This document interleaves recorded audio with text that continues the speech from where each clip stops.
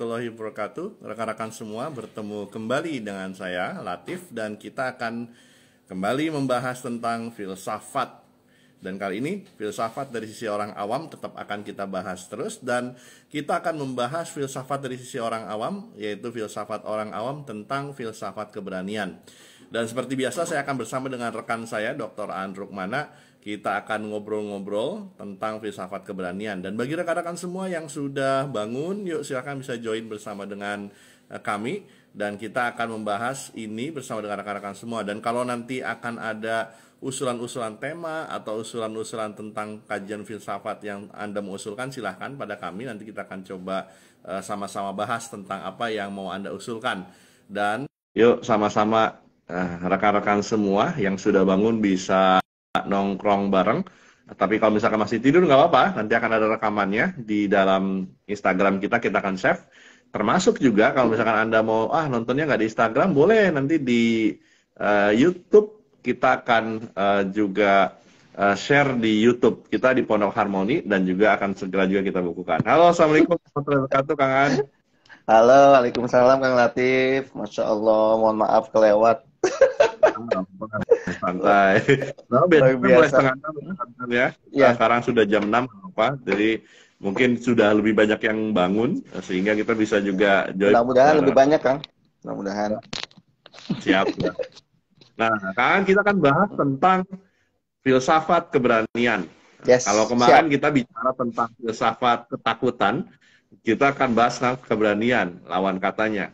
Walaupun memang kemarin kita sempat bahas bahwasanya salah satu kalau kita bicara tentang filsafat ketakutan, biasanya takut itu identik juga dengan padanan yang lain, yaitu khauf dan roja. Khauf itu takut, roja itu adalah harapan. Jadi dua hal itu yang selalu dimunculkan dalam literasi, terutama dalam kajian spiritual keislaman tuh banyak tentang hal tersebut. Jadi kalau Anda takut, sebenarnya ada satu yang bisa menjadi obatnya, salah satunya adalah roja atau harapan. Nah, bagaimana spill dong kira-kira keberanian ini, filsafat keberanian ini akan kita bahas dari sisi yang mana? Silahkan Kang Aan bisa dibahas dari sisi filsafat dari seorang awam kita. Dan halo semuanya rekan-rekan yang sudah bergabung. Silahkan bagi yang tidak berolahraga bisa nonton dulu nongkrong. Bagi yang mau langsung olahraga nggak apa-apa, rekamannya nanti kita akan tetap save di sini. Silahkan Kang, tentang filsafat keberanian. Ya, makasih Kang Latif. Teman-teman semua, pagi ini kita akan membahas suatu tema yang penting, yaitu terkait dengan filsafat keberanian.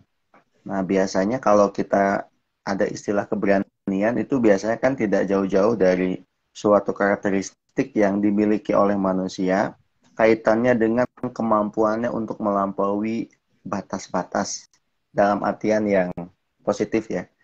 Dia punya kemampuan melampaui batas-batas. Batasnya macam-macam nih. Misalnya contoh, batas ketidakmampuan, misalnya untuk menghadapi ancaman.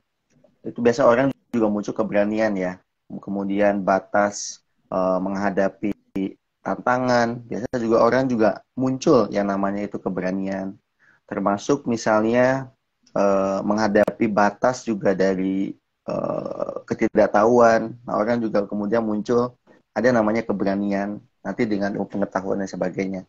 Jadi keberanian itu kalau menurut Ibnu Miskaweh, Kang Latif, adalah suatu karakteristik yang memang berada di tengah-tengah sebetulnya, Kang. Jadi dia bukan suatu sikap yang ekstrim, ya sebagaimana dijelaskan di dalam bukunya, yaitu Tahzibul Akhlak, mengenai kesempurnaan akhlak, bahwa yang namanya keberanian itu adalah satu karakteristik yang tengah-tengah, Kang. Suja'ah, ya, suja'ah itu tengah-tengah antara yang disebut sebagai satu sisi sembrono, ya, yang satu sisi Nekat ya. ketakutan, ya nekat. Jadi ada orang yang nekat, sebelah kanan tuh nekat gitu, tapi ada orang yang memang terlalu takut, ya. Jadi, nah, berani itu tengah-tengah, Kang Latif. Jadi orang-orang yang berani itu adalah orang yang tengah-tengah, orang-orang yang memang dia bukan yang juga nekat, karena kalau nekat justru menjadi negatif, ya. Misalnya kita lihat ada orang yang nekat, misalnya tanpa pertimbangan matang gitu ya, tahu-tahu kemudian ya udah deh hantam aja. Nah, itu juga menjadi satu karakter yang negatif gitu. Makanya keberanian itu berada di antara dua kutub karakteristik manusia yang negatif. Satu sisi yang tadi ketakutan, yang itu udah kita bahas minggu lalu. Ya. Jadi ada orang yang memang takut gitu, takut. Jadi mau apa-apa takut, sehingga saking takutnya itu nanti menjadi paranoid lah, menjadi macam-macam. Itu saking takutnya. Tetapi ada orang sebaliknya nih, terlalu blas-blas gitu. Makanya saya ingat sekali kan, kalau dulu kita di pesantren tuh ya ada suatu ungkapan, ingat sekali bahasa Arab ya, di Mahfuzat kalau nggak salah. Kun rotban patuk soro, walaya bisan patuk kasaro. Itu saya ingat sekali. Iya kan? Jadi kita itu jangan terlalu keras gitu ya, atau jangan terlalu keras, maka engkau akan dipatahkan. Atau dibalik ya, jangan terlalu lembek, engkau akan diinjak-injak. Jangan juga terlalu keras, engkau akan dipatahkan. Nah, sebetulnya ini kan diskusinya kan, karena ada orang yang memang terlalu lembek. Jadi misalnya apa-apa lembek, dia terlalu ikut arus kan. Misalnya arusnya hijau jadi hijau ya, arusnya kuning jadi kuning gitu ya, arusnya merah jadi merah. Itu ketakutan, sebab ketakutan, sehingga karena dia takut, dia nggak bisa menampilkan keunggulan atau keutamaan dirinya. Pun sebaliknya ada orang yang terlalu ingin hegemoni, ingin keras, apa-apa mau menangi dewa gitu. Nah itu ternyata dua karakter itu bahaya gitu. Tadi yang terlalu lembut atau terlalu terlalu lembek ya, orang menyebutnya lembek, itu diinjak-injak. Tapi juga terlalu keras, kita akan dipatahkan. Makanya sejarah orang-orang keras kan selalu ujungnya mengalami pematahan dari yang lain. Misalnya ada seorang pejabat yang dikenal keras ya, kita nggak harus nyebut nama lah, teman-teman pasti tahu. Akhirnya kan harus berakhir dengan cara juga yang banyak yang tidak enak begitu berakhirnya. Kalau terlalu keras, ya. Tetapi ketika tidak keras, tapi kadang diinjak. Gitu. Nah itu makanya kenapa dalam hidup ini kita perlu memahami makna yang disebut sebagai keberanian, yaitu suatu karakteristik dasar manusia yang berada di tengah-tengah antara keras sekaligus lemah lembut, atau orang menyebutnya mungkin lebih daripada itu lembek ya, kan lemah lembut positif, mungkin lembek lah tepatnya gitu kan. Pengantarnya itu dulu kan. Yes. Baik. Setuju ya. Jadi kita akan mengimbangi filsafat ketakutan, sekarang filsafat keberanian. Dan memang satu hal yang menarik Kang, terkadang memang kita gue berani, tapi ternyata beraninya itu malah mengarah ke nekat atau sembrono ya. Jadi berani tapi tidak punya pertimbangan. Ini sama halnya seperti kita bicara tentang apa sih bedanya mimpi dengan cita-cita. Nah, kalau mimpi itu Anda cuma sekedar punya keinginan, tetapi kalau cita-cita Anda sudah punya keinginan tapi sudah punya rencana untuk menuju ke sana. Jadi sudah ada plan ke sana. Sehingga keberanian saya melihat juga sama. Ketika Anda berani, lalu kemudian Anda belum punya perencanaan dan belum punya perhitungan atau pertimbangan, makin terjadi akan mengarah kepada kesembronoan atau juga kenekatan yang bakal membahayakan kita. Tapi ketika kita bicara, oh saya berani tapi sudah calculated ya, maka Anda akan lebih disebut dengan berani. Maka kalau orang yang punya, kita mau bertindak apapun, maka bisa ada calculated risk. Jadi resiko yang terkalkulasi, walaupun resiko biasanya ada juga yang tidak terkalkulasi, tapi minimal sudah ada pertimbangan kalau melakukan ini kira-kira resikonya seperti apa, sehingga tindakan kita lebih terukur dan kita tidak berbuat serampangan. Nah inilah yang membedakan antara keberanian dengan kesembronoan atau kenekatan. Jadi garisnya apa pembatasnya adalah ketika kita punya satu resiko yang sudah kita pertimbangkan dan kita sudah punya rencana kira-kira ketika kita melakukan sebuah keberanian itu, maka akan bisa kita lebih bijak dan lebih terukur. Nah, problemnya barangkali kan ketika kita bicara, lalu alat ukur utamanya atau garis utamanya itu antara keberanian dengan kesembronoan dengan ketakutan tuh ada di mana nih? Selain tadi kan ada perhitungan, kemudian juga ada, ini kan garisnya sangat tipis sekali nih. Bagaimana orang disebut, dan kadang ketika kita terlalu banyak pertimbangan atau calculated risk kita terlalu panjang, maka akhirnya malah menimbulkan ketakutan. Ketika kita oke, katanya harus mempertimbangkan supaya saya tidak sembrono. Yang awalnya sudah berani, lalu kemudian coba berpikir, dan ketika berpikir maka akan ada muncul overthinking. Nah, kira-kira bagaimana nih Kang? Yang tadinya saya mau berani, kemudian saya harus lebih mempertimbangkan sebuah tindakan terlebih dahulu sebelum melakukan sesuatu, tetapi kadang mengarah ke overthinking, Ya, sehingga akhirnya muncul lagi ketakutan, muncul lagi keraguan. Nah, bagaimana antara keberanian ini supaya kita tidak, ini lagi-lagi keberanian bertindak dalam hal yang positif ya, hmm, tapi seringkali kan juga tetap akan ada keraguan-keraguan yang muncul, akan ada muncul keraguan. Nah, bagaimana Kang uh, oke. mensiasati terkait dengan paradoks ini? Silakan. Ya, makasih Kang Latif. Saya mungkin kasih contoh Kang Latif ya. Di daerah Tangerang ini ada suatu kejadian, ini sempat heboh Kang Latif. Ada anak-anak remaja, mungkin usia SMP kali ya, yang menghadang mobil truk lewat. Jadi nggak tahu waktu itu ada fenomena apa. Jadi anak-anak SMP ini senang sekali menghadang mobil truk yang sedang melaju kencang. Yang menghentikannya itu bukan di pinggir jalan, Kang Latif, di tengah jalan. Ya. Dengan cara melebarkan tangannya begini, ya, gini gitu ya, stop. Tapi langsung, jadi ada mobil truk lewat, dia langsung menghentikan gitu. Nah, pertanyaannya, ini berani apa sembrono ya? Gitu. Mungkin bagi anak-anak, mereka merasa itu suatu bentuk keberanian. Gitu. Mungkin. Ya. Karena dengan berani begitu, ya itu berani gitu. Tapi bagi yang lain bisa menganggap itu sembrono. Nah ini kan batasnya apa? Kan tipis. Batasnya itu adalah pengetahuan Kang Latif mengenai tindakan itu. Makanya kenapa orang yang berani tetap mereka itu juga memiliki pengetahuan tentang itu. Termasuk pengetahuan bahwa dirinya itu tidak tahu. Makanya Ya. kenapa ada keraguan. Keraguan itu sebetulnya dipakai juga supaya orang tidak sembrono. Makanya ada keraguan untuk menarik, oh kita harus tetap moderat gitu. Dari sisi misalnya kalau kita memimpin suatu pasukan tempur begitu ya. Boleh sih, nggak sih kita optimis, boleh. Tapi kan nggak bisa optimis 100%.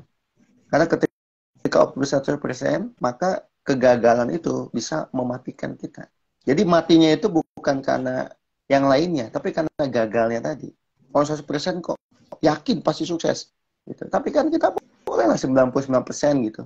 Tapi kan ada 1% yang mungkin kita gagal. Nah itu yang menyebabkan kita tetap bisa punya ruang untuk gagal. Gitu. Kan hidup itu gitu kan Latif. Ya, jadi yang membedakan antara yang berani dengan yang sembrono atau yang nekat tadi ya pengetahuan tentang bidang itu, tentang tindakan itu. Nah ini yang mengatakan bukan saya kan, yang mengatakan itu para filsuf. Karena kalau di Islam itu ada ahli etika Islam ya, yang mengatakan ya yang penting itu orang manusia tahu tentang pengetahuan keberanian itu.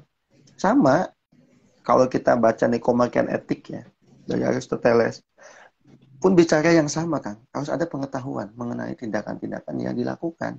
Jadi keberanian itu tidak ujuk-ujuk ya, tapi dia berdasarkan pengetahuan. Contoh, patriotisme kan. Patriotisme itu gini, apa sih bedanya? Membunuh orang dalam menjaga negara dengan membunuh orang karena tawuran. Kan sebetulnya tindakannya kan sama-sama membunuh sebetulnya. Tetapi konteksnya itu yang beda. Nah, konteks yang beda, ini kan wilayah pengetahuan kan, Latif. Betul kan? Jadi objeknya Ya. sama, cuman konteksnya beda. Nah, konteksnya masalah pengetahuan. Masalah understanding. Karena kalau membela negara, ini konteksnya membela negara. Jadi, misalnya tentara kita kan dilatih bukan untuk tawuran. Makanya kalau ada punten ya, misalnya ada aparat negara atau orang yang dilatih untuk menjaga negara, tapi menggunakan kemampuan itu sembrono misalnya untuk orang tawuran di jalan atau anggap saja untuk berantem sesama temannya. Tentu nilai-nilai yang tadinya berani kan berubah menjadi sembrono gitu. Kenapa? Karena dia lupa tentang pengetahuannya itu. Untuk apa dia punya keberanian itu gitu kan. Nah, makanya kenapa pentinglah kita itu memahami atau memiliki pengetahuan dasar mengenai kenapa sesuatu disebut berani dan mengapa sesuatu disebut sembrono gitu. Karena memang biasa batas tipis ya Kang ya. Dua hal ini kan kadang-kadang tipis gitu. Itu sih Kang Latif kalau pandangan saya. Termasuk salah satu yang juga saya tadi teringat juga dengan Stephen Covey terkait dengan stimulus dan respon. Biasanya apa perbedaan mereka yang sudah lebih dewasa atau lebih matang adalah, atau bahkan manusia dengan non manusia. Kalau manusia dikasih stimulus, biasanya kan ada ketika ada stimulus langsung respon. Jadi stimulus respon. Nah, seringkali ketika dikasih stimulus langsung respon. Misalkan seperti contoh ketika, mohon maaf, kucing atau anjing ketika kita injak buntutnya, maka lagi tidur injak buntutnya, maka dia langsung langsung bereaksi gitu tanpa secara sepersekian detik, langsung mungkin bisa gigit kaki Anda atau langsung mengguguk atau mengeong kalau untuk kucing atau anjing tadi mengguguk. Nah, kalau manusia ketika menghadapi satu buah stimulus, maka dia akan sebelum merespon sebenarnya punya pilihan. Ada kehendak bebas, kemudian juga termasuk ada 4 syarat kalau kata Stephen Covey. Salah satunya adalah Anda harus mempertimbangkan sebaik mungkin dengan pertimbangan terkait dengan pengetahuan Anda, dengan kebijaksanaan Anda. Maka ketika kita mendapatkan stimulus, maka yang kita lakukan apa? Stop dulu sebelum kita merespon. Stop, think, act. Jadi stop, diam dulu, lalu think, berpikir. Nah, berpikir itu yang terus dengan pertimbangan tadi, kemudian act. Nah, think ini terkait dengan pengetahuan, kematangan bertindak, pengalaman, experience, dan lain sebagainya.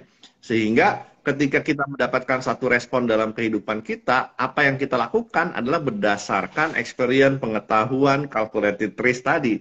Oh, kalau misalkan saya mendapatkan sebuah stimulus, kemudian saya merespon harus menunggu dulu, stop dulu, saya berpikir, think, kemudian baru saya bertindak, itu kelamaan dong. Kalau sequence-nya, kalau misalkan Anda belum terbiasa, mungkin akan lama. Tetapi biasanya ketika kita seiring dengan perjalanan waktu, maka pengalaman-pengalaman kita, pengetahuan-pengetahuan kita akan membuat kita lebih cepat untuk bisa merespon dengan kebijaksanaan. Itulah pada akhirnya ketika terjadi misalnya serempet di jalan, kita lihat kan suka ada tuh sepeda motor dengan sepeda motor bersenggolan, lalu kemudian terjadi pertengkaran di jalan, perkelahian di jalan, atau mungkin mobil juga saling tabrak atau saling senggol, lalu kemudian terjadi baku hantam, atau juga banyak kejadian di dalam media sosial ketika tidak sabar untuk mengantri, lalu kemudian diserobot, lalu terjadi perkelahian hanya gara-gara itu.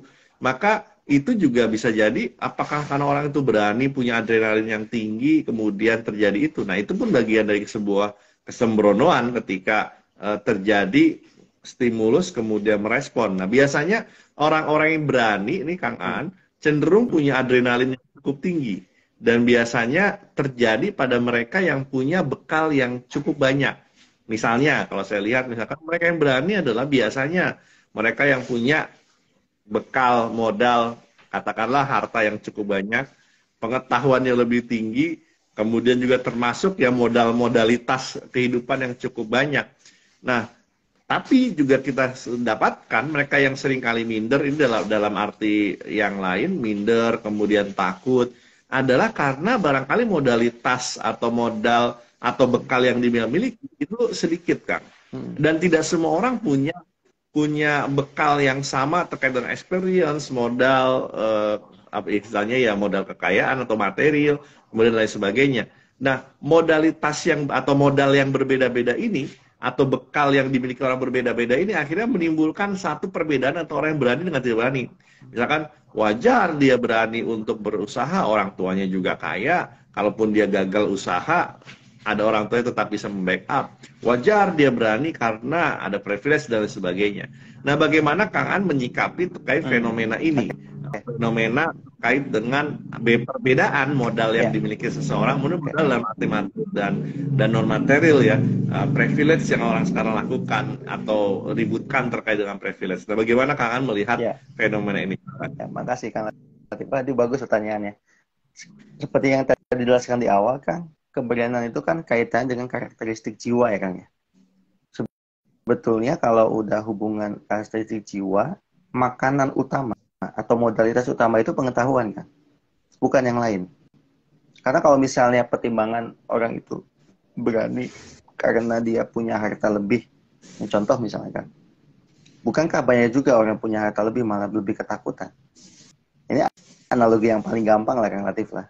Ketika ada krisis, bukankah yang paling takut orang kaya? Dan kalau orang yang biasa hidup di jalanan, itu nggak takut. Makanya kenapa biasanya kan kalau ada krisis itu yang paling pergi duluan, itu siapa kan? Mereka punya uang. Yeah. Krisis 98. Bukannya menghadapi krisis itu, tapi malah mereka menyelamatkan diri masing-masing. Kabur ke Singapura, kabur kemana-mana. Ada kayak gitu kan? Nah berarti siapa yang paling berani? Kan berani itu orang yang nggak punya apa-apa tuh kan? Yang dia tetap berani hidup bertahan dengan kondisi sulit apapun gitu. Nah itu. Nah makanya dari sini kita bisa melihat bahwa yang disebut keberanian itu kaitannya dengan karakteristik jiwa. Jadi jiwa yang punya kesempurnaan pengetahuan. Ya. Itu biasanya punya keberanian kok. Kalau kita lihat orang-orang besar dari dulu ya, zaman-zaman dulu ya, termasuk para founding fathers bangsa kita, itu kan orang-orang yang punya pengetahuan. Orang yang punya kesempurnaan pengetahuan. Misalnya contoh, saya pernah menceritakan juga di forum filsafat awam ini kan, bagaimana karena kita tidak mengetahui pengetahuan mengenai gerhana matahari, malah kita takut ya untuk keluar rumah di siang hari. Karena kita nggak punya pengetahuan. Tapi ketika kita punya pengetahuan bahwa gerhana matahari itu satu di antara berbagai fenomena alam, maka orang itu berani menelitinya. Sama halnya kalau kita tidak punya pengetahuan bahwa pohon itu dia mengandung unsur-unsur nabati ya, namanya pohon kan, yang memang bisa dijadikan sebagai objek penelitian begitu. Dan dia juga tentu makhluk Allah, ada yang menciptakannya. Tetapi kalau kita nggak punya dua pengetahuan itu saja, bahwa dia makhluk Allah, bahwa dia juga memiliki objek untuk kita teliti secara ilmiah, maka kita akan menganggap, nah itu kan, bahwa ada mungkin jin atau mungkin iblis gitu ya, atau mungkin apa gitu yang memang bersemayam di pohon-pohon itu. Sehingga pohon-pohon itu kemudian, nah ini saya mau mengatakan, menjadi objek yang juga membuat manusia kemudian takut dengan pohon itu. Padahal kan seharusnya kan manusia nggak boleh takut dengan pohon kan, Latif. Kalaupun dengan pohon, bukan takut jatuhnya, tapi respect terhadap pohon. Kenapa? Karena pohon juga ciptaan Allah yang menciptakan, kan gitu kan. Jadi bukan takutnya yang dibangun, yang muncul. Maka orang akan tetap berani sebetulnya dengan pohon.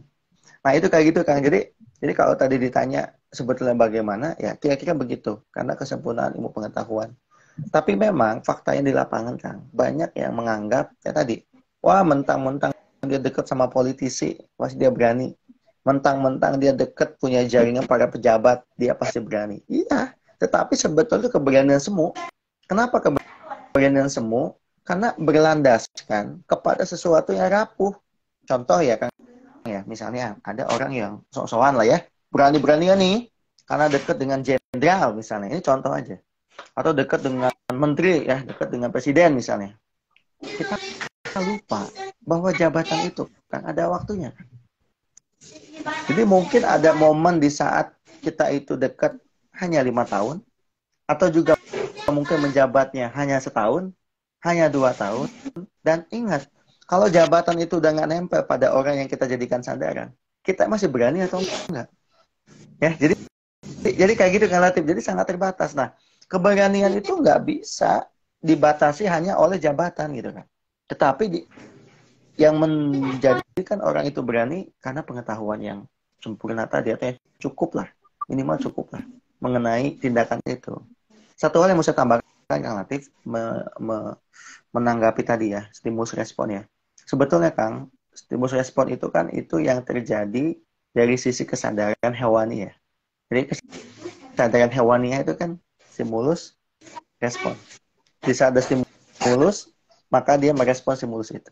Tetapi kesadaran diri pada manusia adalah kesadaran yang bisa melampaui hukum stimulus respon. Jadi di depan kita ada makanan gitu, tapi dia masih bisa mengatakan tidak makan dengan puasa.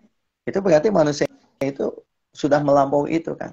Sama hasad-hasad peperangan ya Kang. Makanya kenapa sih kita nggak boleh ya Kang ya, kalau dalam hukum peperangan itu nih, kalau dalam Islam kan, kita itu nggak bisa. Peperangan itu dimulai oleh kita sendiri gitu. Nantangin orang kan, atau menaklukkan. Sebenarnya nggak begitu. Tetapi ketika kita ditantang, diancam, bahkan ancaman itu bisa membuat nyawa kita pun hilang, maka kita boleh untuk melakukan perlawanan. Jadi perang itu bukan perang untuk invasi, perang itu untuk penjagaan atau pencegahan. Ya kan begitulah. Ini kan udah beda logikanya Kang Latif. Nah, sehingga nanti kalau keberanian ini udah diletakkan dalam konteks yang pas tadi ya, secara filsafat, nanti turunannya itu akan terjernihkan kan. Sehingga kalau misalnya dalam konteks perusahaan ya, karena mungkin sebagian teman-teman juga yang menonton di sini orang-orang yang bekerja di perusahaan. Misalnya Pak, saya, nah kan biasa gitu Kang. Karena saya dekat dengan bos begitu, agak saya lebih berani gitu. Nah itu keliru tuh, hati-hati tuh. Karena atasan itu, karena kadang-kadang ada patron klien Kang ya, patron klien. Mentang-mentang deket sama bosnya, akhirnya saya semau-maunya gitu. Ada kayak gitu Kang Latif. Hati-hati, itu juga ada waktunya itu.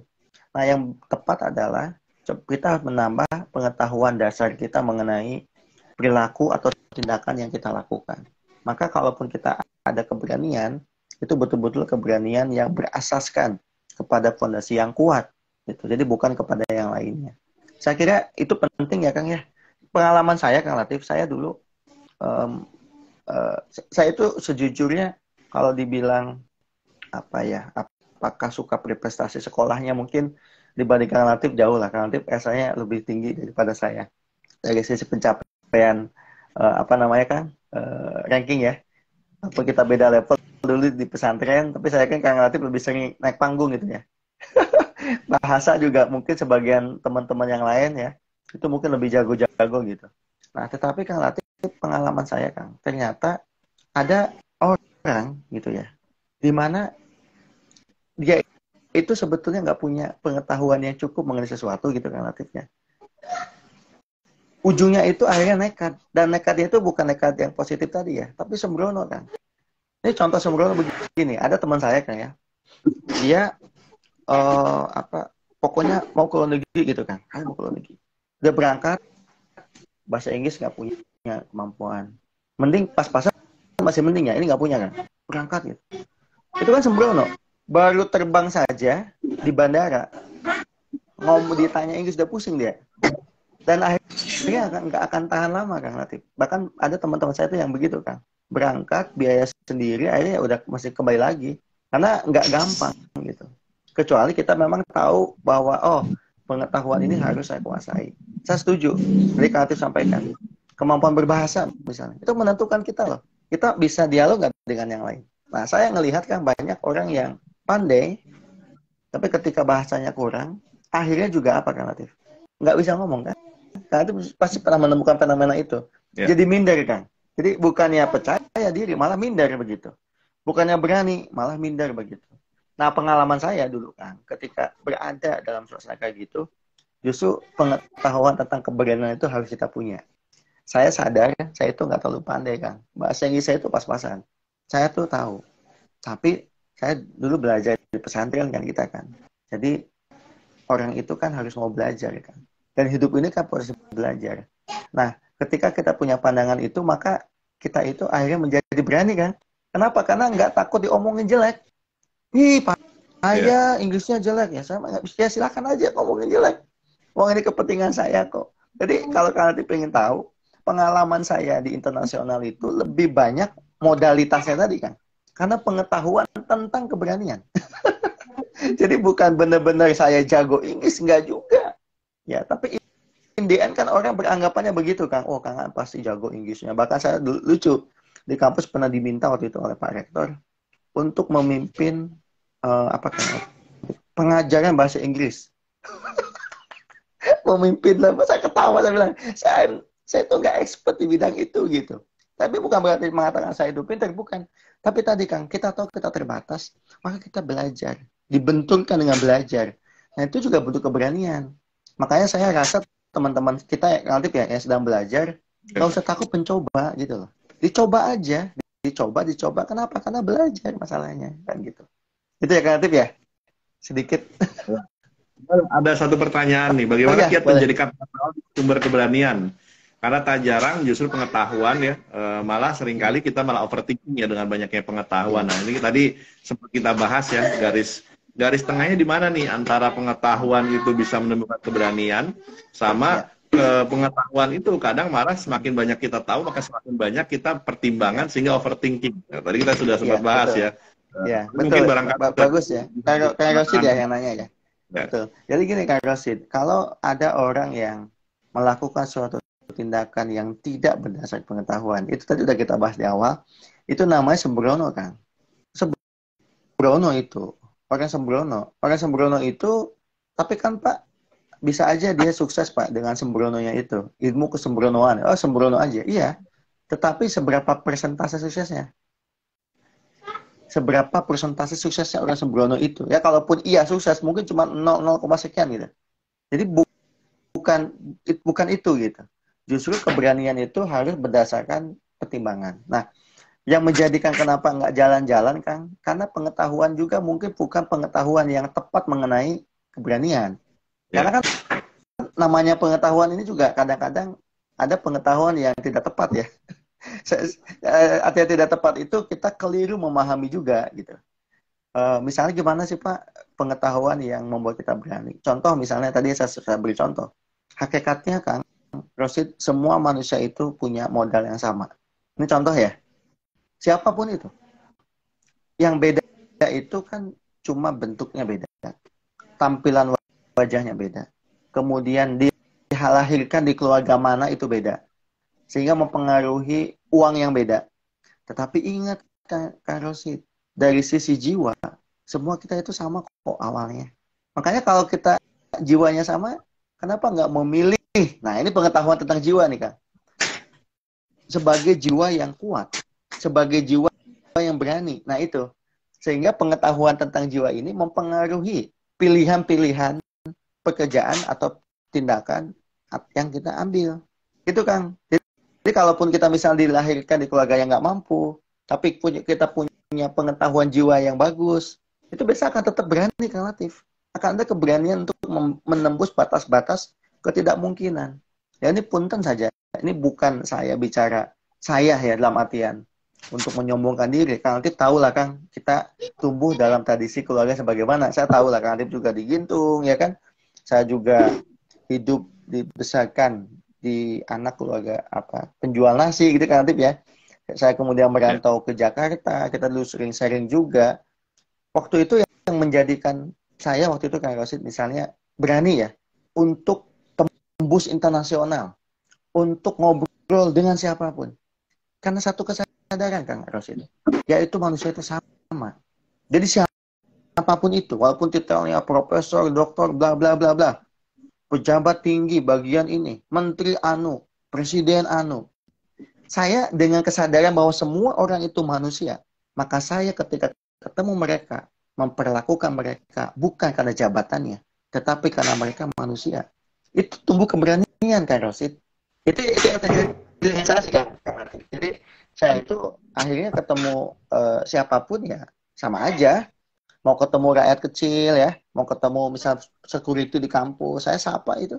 Saya bukan berarti kan security saya nggak mau nyapa. Justru kalau karena saya mau nyapa hanya karena dia seorang menteri, itu artinya apa? Keberanian kita atau diri kita itu ditentukan oleh jabatan itu kan. Makanya kalau saya enggak, kalau saya sih memilihnya nggak begitu. Yang namanya kita menyikapi orang siapapun harus dengan pengetahuan bahwa semua orang itu sama sebagai manusia. Maka perlakukan mereka sebagai manusia. Justru sebaliknya Kang Rosid, kalau kita memperlakukan orang lain bukan sebagai manusia, itu merendahkan mereka. Bisa saya memperlakukan orang hanya karena jabatannya saja. Sebetulnya kita itu sama merendahkan dia karena menurunkan manusia menjadi pejabat itu. Padahal manusia itu tertinggi loh. Kita itu menjadi khalifah karena kita manusia, bukan karena kita pejabat, bukan karena kita orang kaya. Nah, inilah yang membuat kita berani sama siapapun. Termasuk berani melawan ketidakadilan, termasuk berani melawan kezoliman. Gitu ya. Nah, ini Kang, ini yang modalitas ini yang menurut saya yang penting sehingga kita bisa menjadi pribadi yang berani. Yang mudah-mudahan membantu ya, Kang ya, gitu. Ya. Jadi ini ada sedikit tambahan barangkali Kang ya. Terkait dengan pengetahuan. Kalau pengetahuan itu kan juga bisa ada banyak hal terkait dengan pengetahuan. Tetapi ketika kita bicara tentang apa yang digariskan terkait dengan di Al-Qur'an misalkan atau di dalam ilmu pengetahuan dalam kajian spiritual, maka kalau ilmu pengetahuan aja tapi tidak diimbangi dengan satu keyakinan, keimanan dan kebijaksanaan, maka pengetahuan itu tidak bermakna apa-apa. Manis dada ilman walam yasdad hubban walam yasdad ila bu'da. Kalau kita punya pengetahuan tapi tidak diimbangi dengan keimanan, keyakinan dan kebijaksanaan, maka yang terjadi adalah pengetahuan itu malah tidak menjadikan kita semakin baik, malah akan menjadikan kita semakin buruk.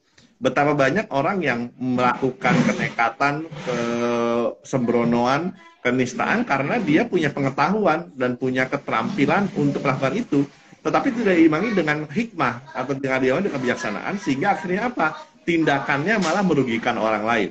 Jadi garisnya apa? Ketika pengetahuan itu bisa mendatangkan hikmah, bisa mendatangkan untuk kebijaksanaan, dan kemudian akan menimbulkan satu keberanian yang positif. Nah, itu mungkin juga salah satu hal yang sangat penting.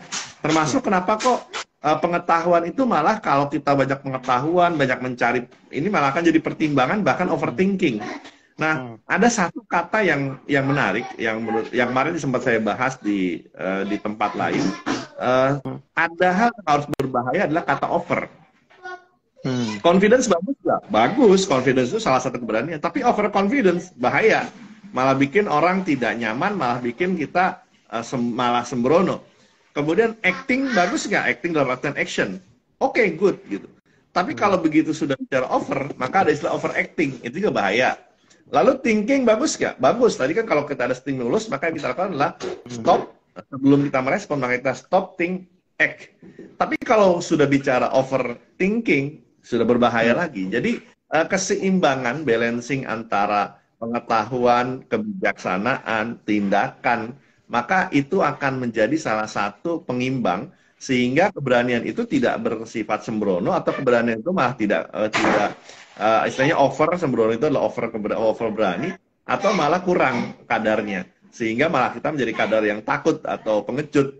Nah, kira-kira mungkin keseimbangan itulah yang perlu kita cari antara keberanian dan tidak mengarah ke sebelah kiri, misalkan katakanlah kesembronoan, tidak mengarah ke sebelah kanan banget adalah ketakutan. Nah, kira-kira barangkali itu yang jadi peran kita, pengetahuan diimbangi dengan kebijaksanaan, ada ilmu, ada hikmah. Ketika hanya ilmu saja tanpa menghasilkan hikmah, yang terjadi adalah kesembronoan yang terjadi.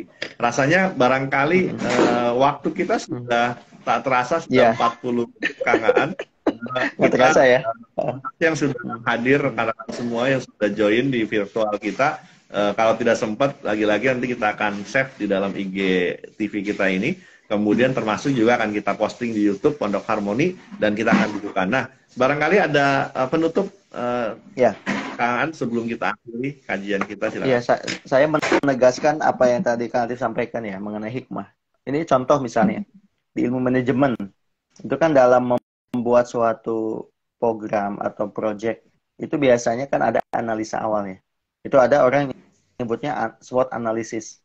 Nah, mungkin teman-teman tahu lah yang di manajemen tuh. Ada strength, ya kan? Jadi kita mereview kekuatannya apa dari program yang mau kita buat. Ya, strength.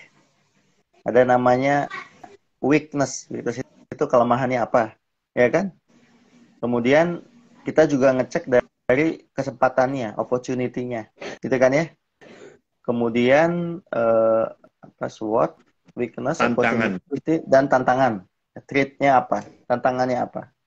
Nah, itu kan sebetulnya yang pengetahuan itu bukan hanya pengetahuan tentang risiko, tapi juga pengetahuan tentang peluang. Nah, kenapa ada orang yang punya pengetahuan tapi nggak berani melangkah? Karena saya yakin pengetahuannya hanya berhenti pada pengetahuan tentang risiko. Jadi nggak ngelihat bahwa di sana ada peluang. Tahun 98 ya Kang ya, banyak pengusaha kan gulung tikar. Tetapi bagi pengusaha lain ketika ada krisis moneter, mereka malah banyak yang membeli saham-saham kan. Banyak saham-saham perusahaan yang sedang bangkrut dibeli kan. Dibenerin lagi manajemennya, ada namanya pengiritan, penghematan, pengetatan organisasi, good governance, good corporate governance dan sebagainya, sehingga perusahaan itu kemudian di saat ekonomi sudah stabil lagi malah menjadi perusahaan besar.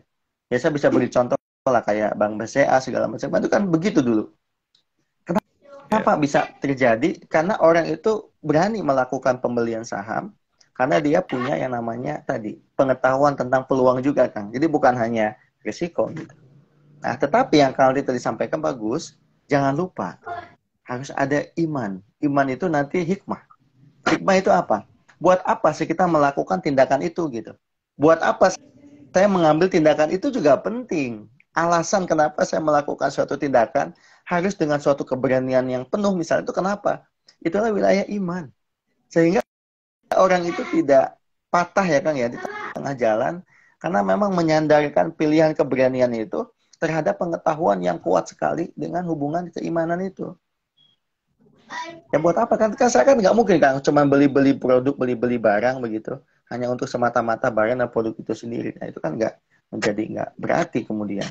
Kecuali memang untuk mensejahterakan masyarakat misalnya. Nah itu menjadi lebih mulia lagi. Nah kira-kira itu ya. Dan tapi saya senang di pagi ini kita belajar hal yang penting. Saking menariknya kita lupa kalau kita udah lebih dari 40 menit kajiannya. Jadi mudah-mudahan teman-teman belajar terus tentang keberanian. Nanti insya Allah kita berjumpa pada hari Ahad mendatang Kang Latif ya. Gitu. Silakan Kang Latif. Siap, terima kasih banyak Kang Aan, terima kasih banyak rekan-rekan semua. Jadi sangat menarik, kalau punya usulan-usulan tema silahkan diusulkan saja pada kami. Dari sekian, sudah sekitar 50-an episode, kita hampir setiap Ahad, yang kadang kita ada yang kita kita skip karena mungkin barangkali sedang hari raya atau sebagainya, tapi kita akan coba berusaha untuk setiap Ahad atau setiap minggu kita akan bahasnya. Terima kasih Kang Aan, selamat Sama-sama Kang. beraktivitas di hari libur ini di weekend. Ya, selamat pagi rekan-rekan semua dan assalamualaikum warahmatullahi wabarakatuh. Terima kasih Waalaikumsalam banyak. warahmatullahi wabarakatuh. Makasih Kang. Terima kasih.